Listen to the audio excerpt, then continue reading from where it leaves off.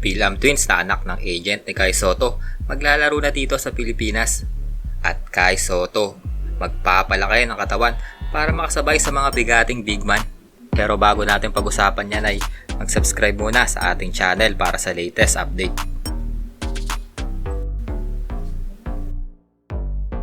Ayan na, kambal ni Tony Ronsoni na si Kade Austin Ronsoni expected na maglalaro dito sa Pilipinas sa school na Adamson Falcons ngayong UAAP Season 87.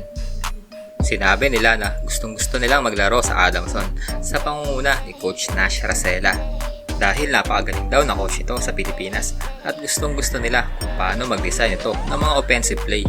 Sinabi ng mga ito na gusto nilang bigyan ng kauna-unahang kampyonato itong Adamson.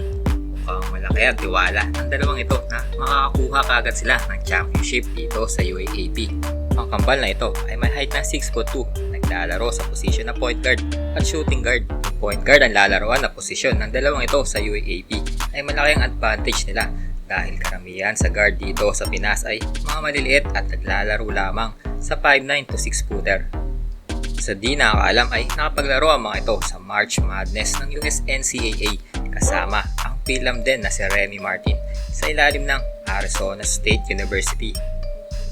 Yung sa kaalaman ng iba ay di na bago sa kambal ang basketball sa Pilipinas dahil lumaki silang nanonood ng PBA at UAAP dahil ilang beses na rin sila nakapunta dito nung bata pa sila. Isa rin kung bakit nila gusto maglaro dito sa Pinas ay dahil kilala nila si Sean Chambers, dating import ng Alaska noong 90s dahil naging kakampi pala ito ni Mr. Tony Ronsoni sa Los Angeles Jaguars. Isa pa ay may isang tao ang nag-impluwensya sa kanila na maglaro sa Pinas. Yan ay walang iba kundi si Kai Sotto. Ayon kay Kai ay maging prepared sila dahil gugulatin ang mundo nila pag naglaro na sila dahil ang mga arena dito ay laging sold out at ang mga Pinoy ay mahilig talaga sa basketball at masaya kung may experience sila na maglaro dito. Speaking of Kai Sotto naman ay napapabalitang unti-unti na itong nakaka-recover sa kanyang injury. Need nito sa ngayon na magpahinga para muling makabalik agad sa Hiroshima Dragonflies. At kinonfirm ng kanyang agent na mag-i-stay pa rin si Kai Sotto ngayong 2023 at 2024 season ng B-League. Kaya pinutol nito ang mga haka-haka na maglalaro ito sa G-League. Sinabi din ng kampo ni Kai na magdadagdag ito ng 15 pounds sa kanyang timbang para mas makasabay ito sa kanyang mga katapat sa JBL.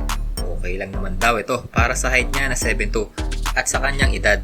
Inaasahan ng agent ni Kai na mas malakas ito sa kanyang pagbabalik pag naglaro na ulit ito sa B-League. Tingin nyo guys, mag-i-improve ba si Kai Sotto this season sa kanyang pagbabalik sa paglalaro nito dahil mas malaki na ang kanyang katawan? At willing naman kaya maglaro ang Ronsoni Brothers para sa ating Gilas Pilipinas? Mag-comment lang sa baba kung ano ang masasabi nyo tungkol dito. Salamat sa panonood. Peace!